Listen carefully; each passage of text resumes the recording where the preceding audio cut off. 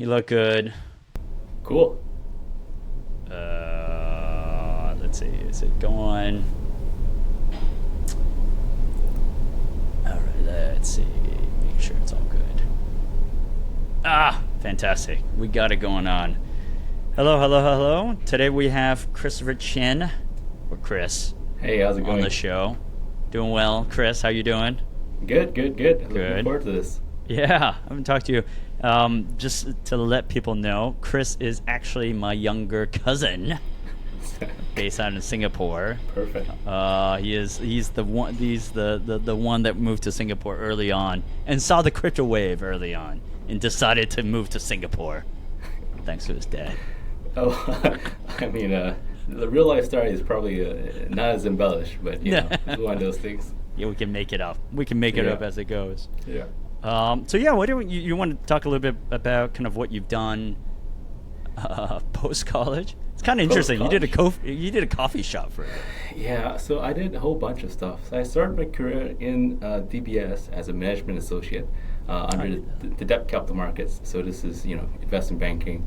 And then shortly after a couple of months, I got a call from JP Morgan, and they said, "Hey, yes, I'm gonna double your pay, and you gotta work for International Bank."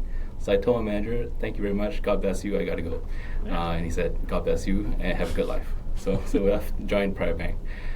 Didn't really quite enjoy private bank, I think, because in general, people in Asia, they are super overbanked. And to make sort of matters worse, JP Morgan, as an American bank, they thought to use the American style of doing business in an Asian context, which made things very difficult.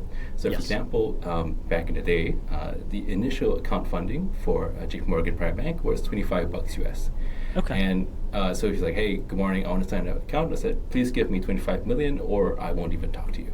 Yes. Which is probably not the way that Asian people kind of operate, right? They'd say, "Okay, here, take 2 million or take 5 million, let's see how it goes. And if you do well and I like you and we have the relationship, then I'm willing to do more."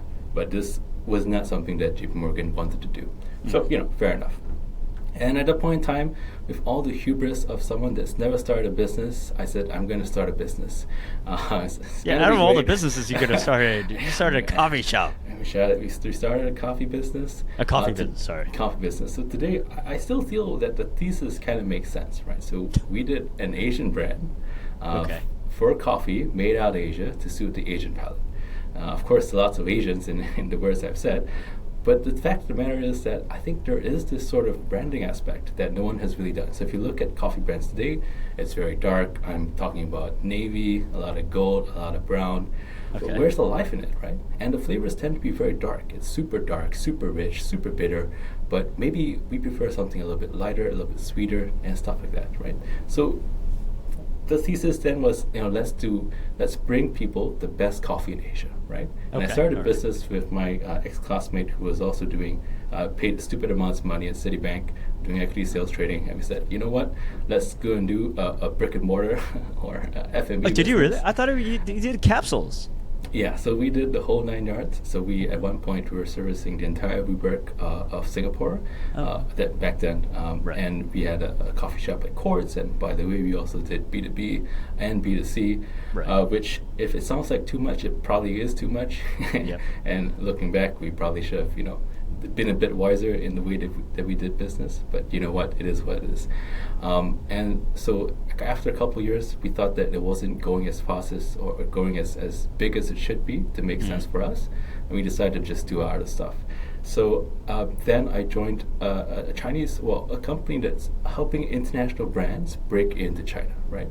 And this is thinking about the entire e-com stack, all the way from marketing to social listening. To see what are competitors talking about my product, what are competitors talking about, what are people talking about my competitor's product, and what are the content pillars that you should create, all the way down to execution, right? So I should hire X KOLs, I should deploy on WeChat or a Taobao, whatever it is, right?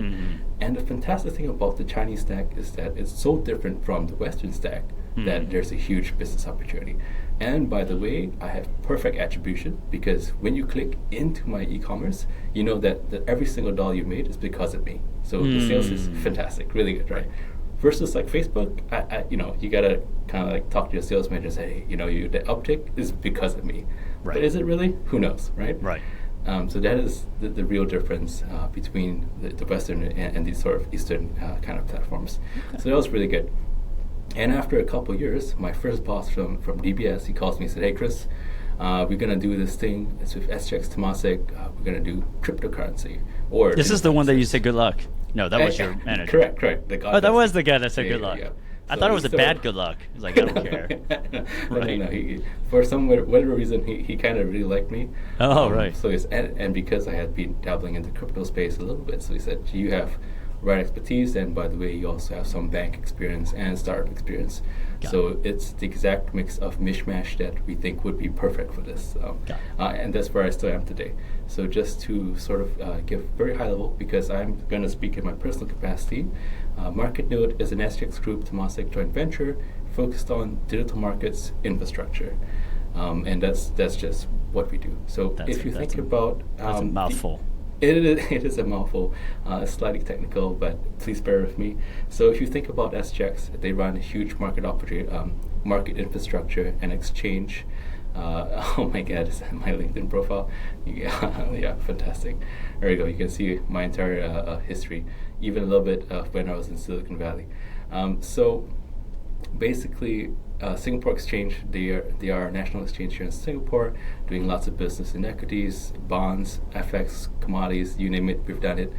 And they said, you know what, this digital asset thing looks kind of interesting. We should probably take a closer look at it. And that is MarketNode. All right? That's us in a nutshell. There we go. So now you know everything about Temasek. So I'm going to ask you a very awkward question. No, but having said that, like, I mean, you know, that marriage between kind of, you know, tokenization of real world assets. Yeah. Right? Like, can you talk to some of the difficulties and some of the challenges there? Sure. So I think if you look at the Gartner graph, right, in terms of the hype cycle and where we are, so obviously technologies like tokenization, DeFi, stablecoins, we've really hit the peak, right? And now it's going to the valley of death. We're like, oh my God, this is such BS. What's the use case? What's the problem statement? I don't see any value, right? And what's happening is that I think people are really struggling to find a use case because they are in experimentation mode, which is totally fair. That is how the technology is supposed to evolve. So if I give you a simple example, maybe I'll start with an analogy and then I'll double click into what I think are some of the prompts today. So the way that we like to think about it, or at least I like to explain to my friends, is that we are sort of mirroring the electric vehicle boom, right? Okay. So today, electric vehicles actually have been around for a super long time, right? General Motors, they've started it. But recently, it's really started to pick up. And why is that? Because to make electric vehicles as a concept work, you need a lot of things to be in place. I need better batteries, I need better infrastructure, I need charging points, I need people to be on board, and I need some degree of regulatory change, right? Which is why Tesla is popped up in Hong Kong and, you know, on the street it says so many Teslas. This there is you perfect. go. NFTs are should be probably down here. They need to die. Exactly. So we're at the throw of disillusionment where people are like, oh my God, this is such BS. But hopefully we're going to reach enlightenment. So to my point about electric vehicles, what needs to change? So there needs to be concerted effort and continued education around what exactly electric vehicles good for, and by the way, technology needs to catch up. And even in some cases, even regulation is not enough to make the electric vehicles be a super big thing, right? It's going to be people who love gasoline cars for whatever reason, right? Yeah. So it's a journey, and that's how we think about digital assets today. So if I double click into digital assets, so let's say today I tokenize a bond, and I said one lot of the bond is equal to one token, and I give it a PIMCO. A PIMCO would say, "Sir, Chris, this is not a bond, this is a structured product." I said, "What do you mean? It's one token, it's one bond, it's exactly yours. I'm just digitizing it so you can take it and presumably trade it on a digital trading venue or what have you." I said, no. It's a structured product because you've applied a token structure to my bond. Yes. Okay. So now the first thing what does that mean? Yeah. What does that mean, right? Right. Do my protections go away as investor? Does my legal recognition go away, right, as an investor? So this is something that has to be resolved, both by local governments as well as internationally, right? Because now locally, that's easy to solve. I mean, especially with the single. That's the regulators are fast. Absolutely. In this case, and this is another point that I want to raise, in that well, my short time on this earth, I haven't seen any other sort of concerted effort, which is almost feels like an arms race to me. Like when digital banking came about, mobile banking came about, big data came about, it was kind of like, I'm doing my thing and you're doing your thing, and it's great. Right. But here it's like the international CSDs are doing it, the regulators are doing it, and it's almost like, please come and invest and build your digital assets in my country, because we think this is going to be so huge that I can't not do it. And to your point, people like Germany, like Switzerland, and even in the EU, this is a thing called the EU DLT pilot regime, which is actually enforced, and it's the entire EU. You can go ahead, and they have certain provisions for digital assets, right?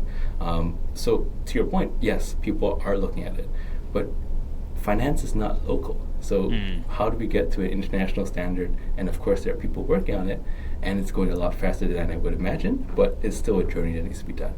So yeah, so to let that, me- go ahead. go ahead? Go finish. No. So Go finish. You go ahead. Okay. I'll go ahead. Go. So I think what other people have realized is that, okay, so let's say my assets digital. Going back to this PIMCO example, let's say the portfolio manager closes his two eyes and says, okay, my mandate can accept it. I'll go ahead and invest in this bond token. Yeah. And I send it to you instantaneously because it's atomic settlement. But how does my cash go? If my cash takes 2 days to arrive, then what's the point, right? We're still back at T+2, and you can't really compress it. And by the way, today it kind of works fine for trillions of dollars every year. So what's the big deal? So the other thing that needs to happen is that there needs to be a digital cash component, which needs to be widely used, and something that can handle lots of flow, right? Let's be honest. It can't really fail, right? Because then there are severe repercussions if that leg sort of goes haywire. And of course, today Binance halted its withdrawals from Bitcoin. They said, yeah, that's right. Because transaction fees got a little bit expensive. It's fine for Binance, right? But if an issuer is unable to repay their obligations, that's an event of default, right? And that's pretty serious. So digital cash also needs to catch up. And the last thing in the room is that, even if I have the regulators that solve the issues magically, and we get perfect laws and regulations, digital cash that's perfectly here, and we solve all the integration and implementation issues. There's this fact of infrastructure. Do the issuers actually want to hold their wallets? Do my investors actually want to hold the wallets, right? Right. Is my bank able to help me process these transactions in my cash flows, right? And that's really some of the key gaps. So if I kind of like bring it back to the EV world, right? So I think we're currently at the stage where there are a lot of cool cars out there, and they can go little distance. But in this case, the government's saying, okay, you know what? I need to start having tax rebates on electric vehicles. I'm going to start building the electric infrastructure and making the roads a little bit able. So and by the way, I'm going to have these electric charging points at your houses. So in 5 years, it's going to be a thing. Is it ready today? No. You look at the electric vehicles on the road; it's kind of slow. It's cool. It's not going to go the distance. But in 5 years, it probably is, right? And 5 years. Is it? Are you doing a Balaji bet? Not Are you doing Balaji? I don't have $1 million to throw around. I mean, it was 90 days. I was like, okay. So let's unpack it a little bit. So, Sure. So I think you said one is kind of the cash settlement, the settlement process. So I guess to some degree, a lot of governments are working on it, right? So CBDCs Absolutely. is a big thing, right? Yeah. Everyone's working on some version of CBDCs. Now, I don't know if that's like a solution to what you're saying. I don't know. Sorry, I don't know whether that's why they pursued it. Sure. I think every government is like pursuing, CBDCs Yeah. in a slightly different way or fashion. Right. And I can give my 2 cents on this. So again, I think it's still experimentation. And to your point, even Swift is doing a POC. So the incumbents is actually saying, Yeah. you got this digital cash component, we can probably do it too. Right? Yeah. So yeah. Okay. Go ahead. I just wanted to raise one anecdote about the whole CBDC thing. Yeah. I think people are kind of like, I think it's a little bit, how to say. So in Singapore, we have these things called EasyLink cards, okay? And these are sort of like electronic cards that you can use to take the MRT. And by the way, You can also think of it like a one-to-one stable coin backed by we came up with that, by the way. The octopus card. The octopus card. Exactly. Just throwing it out there. So we have digital wallets that already hold Singapore stable coin, which has plenty of on-ramps, plenty of off-ramps. I can go to 7-Eleven and buy a snack using my e-link. Right. So it's not a tech problem. It's been around for ages. Yep. What's the deal, right? So that's just something I want to throw out there. But what do you think about it? So actually, I'll send you the podcast. Actually, Bullish Insights. Actually, there was a young lady, Sylvia Toe. Mm-hmm. She came in and we talked about CBDCs for a bit, and kind of the philosophical reasons why it may not necessarily be a good thing. Okay. But everyone's experimenting. I guess everyone's just trying to figure that piece out. That's right. And perhaps like whether there's going to be usage or not, to your point, right? Perhaps it's already been used. Sure. It's just a different way to try to figure out. Again, maybe it's just learning. Sure. And then I think then you were saying whether kind of your incumbents can be in this kind of digital world. Can they hold wallets? Can they hold accounts with wallets? Yeah. That's another issue. That's another issue. And you would get that's a matter of time, you would imagine, right? It's not a matter of technology again, right? It's a matter of time. Exactly. And just to that point, I think even in the banks today, there is that sort of enlightenment going on. I want to say this is ANZ out of Australia. They said it must be transparent and visible to my corporate clients. Yes, of course. Yeah, of course. Exactly. Yeah. So it's the same thing like AI, right? Now there's this face swap thing, which is actually using quite sophisticated technology and lots of data, right? But to my friends who just download their phone, it's like, wow, this is pretty cool, and I can look like a girl, I look like an old, or whatever, right? And I think that's the same thing that's going to happen with digital assets, where the banks are going to incorporate it into their client offering. Right. And we're already seeing this sort of transition where it's not really a nice to have or vanity project. Now it's kind of like, hey, you don't have a digital asset view or a POC, what's going on, man? Right. And this is just going to evolve in that regard. No, fair enough. Yeah, because once it becomes, I agree with you there. I think if nobody wants to see the magic, right? Nobody wants to see it's the sleight of hand and everything. Everybody just wants to see the result. And the moment you still have to remember your damn keys, it's just right. It's annoying. You want as a customer, you want to be calling somebody, right? Exactly. If you really can't find your keys or whatever. Exactly. You don't want to deal with it. You don't want to be the one scrounging around. So I like crypto Twitter. So can you know crypto Twitter? Like I respect the fact that crypto Twitter and crypto in general kind of push the envelope. But I do think it's still extremely too early. Yeah, and I think I have one anecdote from crypto Twitter. So shout out to my boys at SocGen Forge. So these guys have done a fantastic job. They're an outfit out of Societe Generale, where they're thinking about sort of like a crypto version of an investment bank. So you come to them and they'll give you lots of advisory, both in terms of capital structure as well as token structure and all that good stuff. These guys, SG Forge. Do you see them? SG Forge? SG the Forge. French guys? The really? French guys. Oh my God. The French are like, oh my Lord, it's all over. And you got to check out their CAST framework, which is open source and really good. But in the news, there we go. You see, they launched the first institutional stablecoin deployed on a public blockchain, and crypto Twitter said these guys are super morons. Basically, is the way they've done it is so anti-crypto, blah blah blah blah blah blah. But you know what? I gotta say, it's probably because their customers said, "Hey, SG Forge fellas, I don't want to handle my token transactions. Can you please do it on my behalf?" Yeah, that's why it's designed that way. Yeah, that's what it is. I think I knew somebody that was actually part of this. They did a good job. They did? Okay. Yeah. He was at SocGen. Actually, I think he went out and kind of did his own thing. I mean, that's another thing. Is like crypto Twitter. It almost has this kind of philosophical thing, right? Which again, compliment on this, decentralization. I compliment it on the philosophical bent. Sure. On the permissionless, transparent type of stuff. I think that's important. Yeah. But like, I don't know. You can only take it so far. I think it's not practical. Yeah, and I think this is probably the way that finance would evolve, right? You have this sort of bifurcation and almost a barbell approach, right? where there will be a large portion that still does things the good old way, the way it's always been done, with very centralized infrastructure. But the DeFi will also take some sort of new assets and new capabilities for the people who want to engage and who value that capabilities, right? Yeah. So I think there's no right, no wrong. It's just that I would, urge for a little bit more patience with the TradFi folks as we catch up. We got a lot of limitations too. Yeah, and DeFi as well. Like I've seen, because we have a fund, or we had a fund that was trading DeFi or doing DeFi, right? So, and there are some really innovative projects there. Exactly. That obviously we did really well, but that was the first time in a long time I kind of thought, this is interesting, right? Thankfully we made money, but it was like one of the ones I liked, and again I forgot the name of the project. I'm old. They had a principal token and the interest token. And the principal token, you can start doing different things with it. And the interest token, you start doing different things on it. Exactly. Start staking that as well. Yeah. And the different return profile each.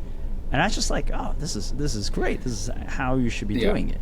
So I love that point precisely because it's taken what is done today in the traditional world, right? So this is traditionally called stripping, which is most commonly used with certain U.S. government securities, right?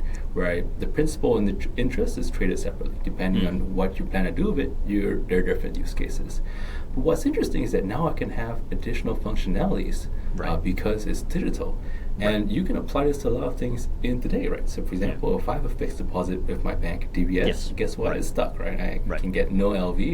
It's gone, right? But what if I need liquidity today? Can I take a loan on it? No, I cannot. I have to eat a huge penalty and so on and so forth.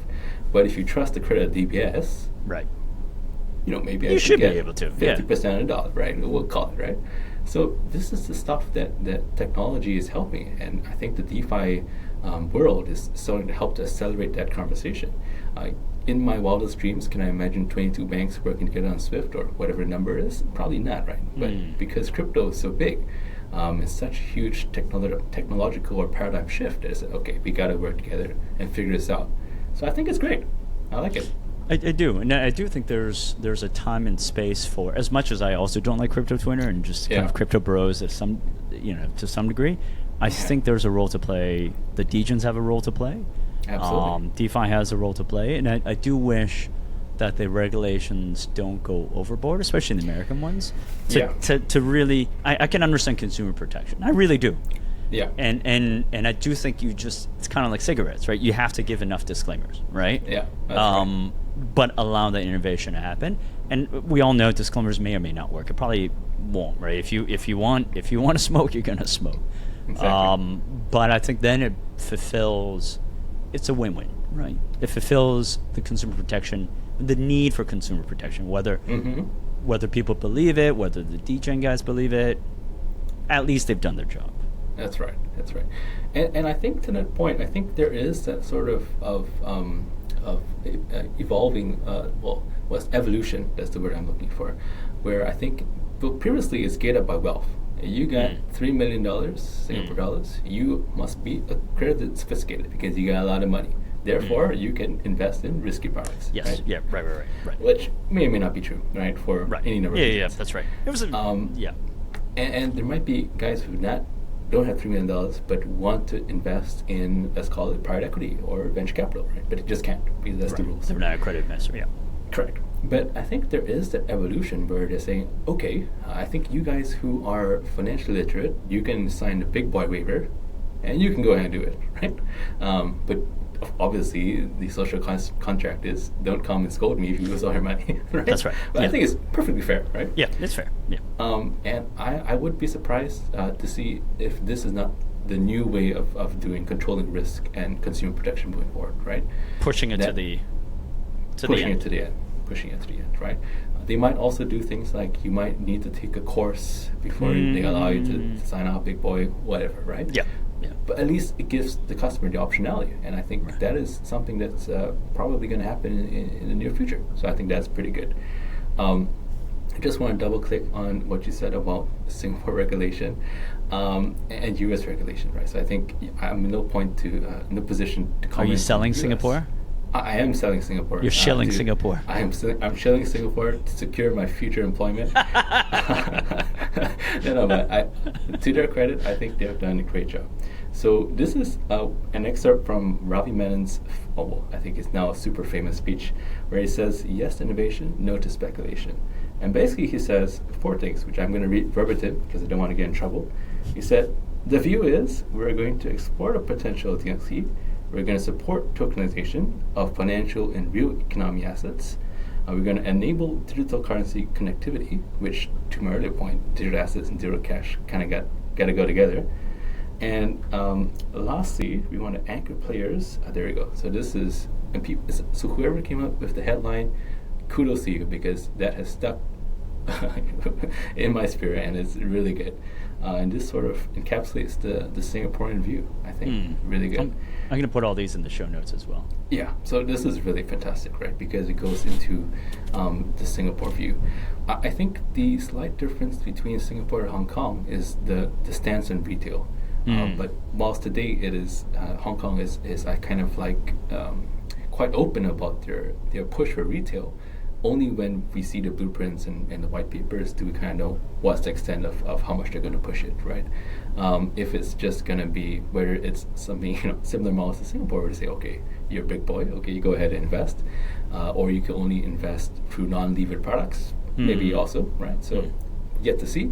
But stance-wise, I think positioning, Hong Kong is a lot more open about their ambitions in the retail cryptocurrency space. What does that mean? I think there's no right, no wrong. Only time will tell. I think both approaches are equally fair. And Singapore actually was one of the first to push it. Oh, and Singapore was one of the first to push it. I remember kind of at least kind of financial centers that were opening up. I think it was Singapore first, or MAS was quite pro about it. I think Dubai started to become quite pro about it. But frankly, who's going to go to Dubai?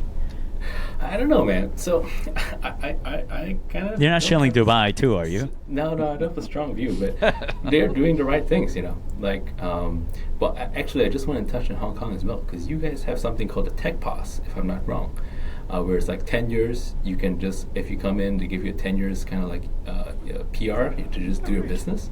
Is that a thing? No, I didn't know that. I think that was... You actually might be more clear than I. Like in the sense, like I never had to kind of do this type of thing. Okay. There we go. What's your knowledge of it? Let me just. So my understanding is that there is some sort of scheme where they get to pull entrepreneurs and sort of project creators, and they allow you to stay and do your stuff in the country for a certain duration of time. If you're doing something like tech related or blockchain related or something like that, that's my understanding. But I think that kind of stuff is fantastic. And I think Dubai has a similar scheme as well. But they also give you lots of money and a place to stay and all that good stuff, if I'm not wrong. I think that's the way to go, right? If you want innovation, you gotta let people innovate. I had no idea about this. Top talent. Yeah. I did not know that. Top 10 universities, annual income. Annual income? Wow, that's a lot of money, Yeah, it's a lot of money. Obviously, this is not, but B and C. Okay, all right. I mean, you guys have entrepreneur pass type of thing as well, right? Yeah, but it's only for 2 years, right? So how much can you get done in 2 years? Oh, right? I see. Yeah, not that much, right? And God forbid you have to pivot or you don't get product market fit. I think that's going to be tough. Well, it's also 2 years though. Successful TTPS would normally be granted by initial save 24 months. So are you saying there's something else? I don't think it's this one. So I think it's a different one. I'll have to find it for you. But when I heard that, I was really impressed. Yeah, I do know there's another one for mainland students, and that one was a little bit more generous. And I think as long as they have top university, something like this, and I think it's a longer stay. And just because it is like different for mainland people trying to come here as well. Hong Kong, where Hong Kong tries to struggle, and I'll be pretty honest about Hong Kong. Like I used to work for the Hong Kong government. I used to work for the U.S. government as well. So it's I'm quite even-handed. Nice. Never worked for Singapore. They never called me. They never called you. Mr. Lee hasn't called me. Mr. Lee. I'm waiting for the call, Mr. Lee. No, I mean it's I think Hong Kong to some degree struggles. And I kind of said this in the last call as well. I think there were kind of politics, right? In the sense that it was just trying to figure out where do we play in the geography of things. And then I think after that is sorted, after that it's been sorted, I think it's a little bit clearer where we play. I think the fact is in the last 2 or 3 years, we just weren't sure, so we just couldn't make a bold move or couldn't make a decision. Hong Kong will never be, similar to Singapore, we're landmass, I think, small, bigger than you, but we have less usable land. Sure. Because there's just too many mountains and stuff like that. Too many mountain islands. And so I think in terms of like hardware, we're never going to win. And even if we did, there's Shenzhen on the other side, right? So we don't need to. So what we need to do is leverage, I think, this kind of rule of law sandbox framework that the mainland has actually given us in terms of Web3. Absolutely. We can do crypto here, blockchain, that mainland can't do. And so we had a festival 3 weeks ago where basically all of mainland crypto came to Hong Kong. Yeah. There's actually a lot of exchange.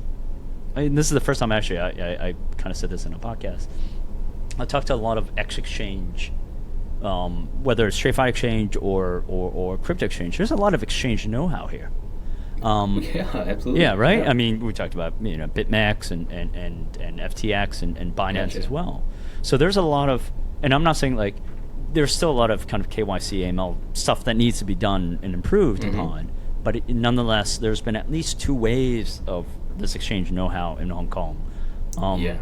So, what is Hong Kong's role? I still don't know, but I do think that hopefully more and more exchanges kind of are here. You know what? I think so. One of my buddies, Jeremy, had a fantastic way of thinking about it. So our DNA as Singapore is really a trading hub, and if I'm not wrong, Hong Kong as well, right? Because that's We're better. We're good at. Well, I don't know about that. but Sorry, yes, of course. Short, yeah, it is Singapore. Long story short is obviously we have that DNA of trading, and it's sort of that trust arbitrage, right? You don't trust someone else, you trust me. Go ahead, right? So I think, and in being who we are and the place that we're in and the sort of resources that we have, there's only so many rights to win that we have as a country and to Hong Kong as well, right? So do we need to capture the whole market? I don't know. Why don't we just be the exchange hub or trading value or trading intelligence, whatever, right? I don't think that's not a bad place to be. I mean, look at Luxembourg. They do tons of usage, right? Right. And they get super small population. And it's still super relevant to finance today. So I think for a country like us, we don't need to try and do everything. It probably is the wrong idea to try and be everything to everyone.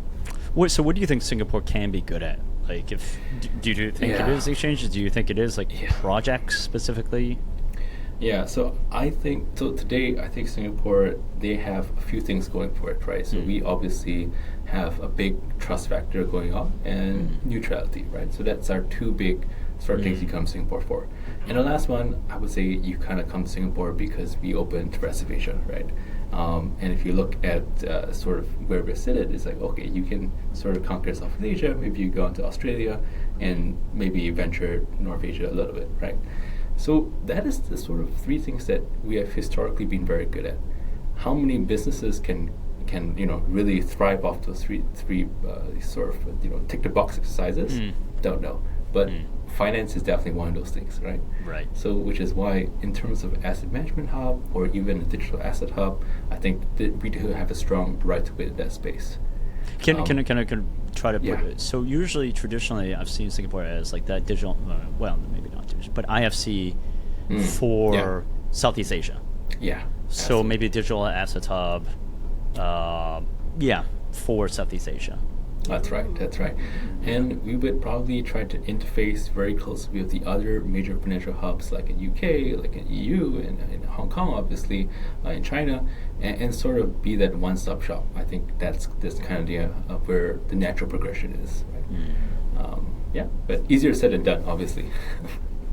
And then because June 1st is kind of when our regulations change and open up for retail. That's right. You anticipate any kind of major changes with NMAS? Drop some alpha, Chris. Drop some alpha. I would say the best alpha is, start a company in Seychelles and sell to Hong Kong people, and, just milk it until they close the doors again.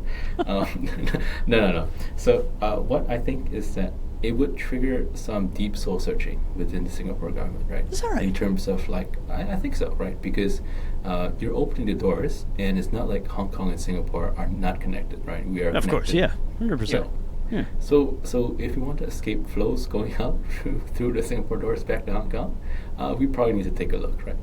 What this means, could it be a new infrastructure or new regulation framework, or some new way, like you can do ETP, I don't know, right? So but definitely people are going to be taking a close hard look at how it works, right?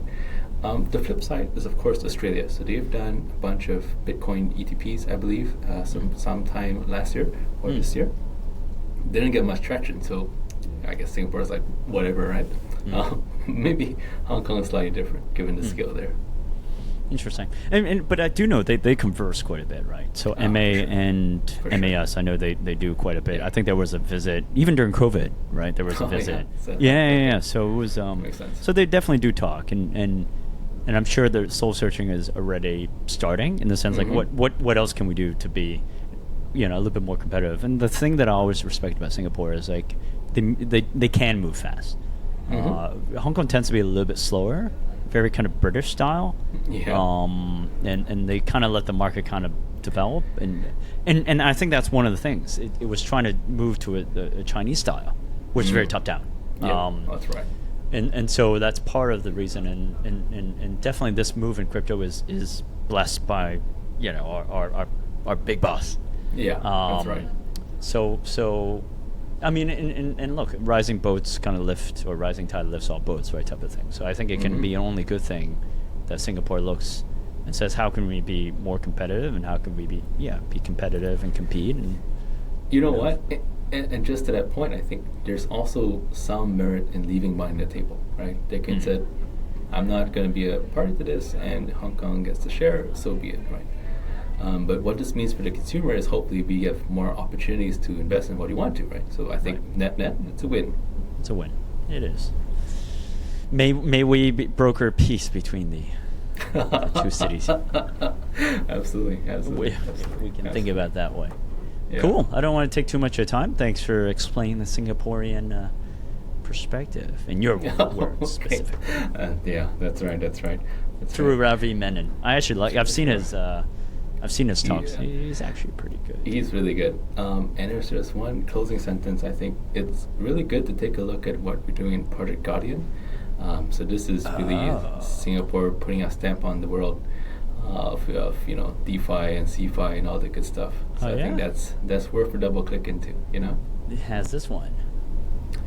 Yeah. Now you're shilling MarketNode. Now I'm shilling. I got to shill a little bit. Alrighty. All right. Cool. I will highlight this as well. Thank you very much. Thank you so much. I'm going to stop this, and then we'll don't leave. Okay, I will leave.